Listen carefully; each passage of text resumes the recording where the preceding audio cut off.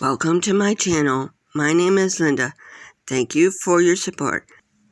For Memorial Day, I'm making strawberry shortcake. You will need dessert cups, Reddi whip, and strawberries. On to the video. The first thing I do is I'm going to put the dessert cake in the center. Open up my container. And then I'll put the strawberries on top. I like lots of strawberries, so I do all the way around it. I love strawberries.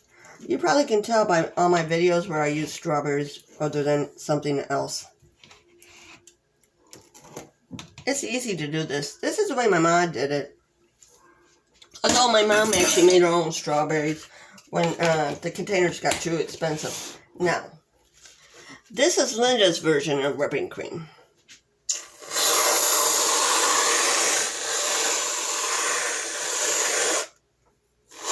Mr. Spot. That's how it looks. I'll bring you around for a better view. This is what it looks like done. Thank you for watching. Please like, share, and subscribe. Thank you.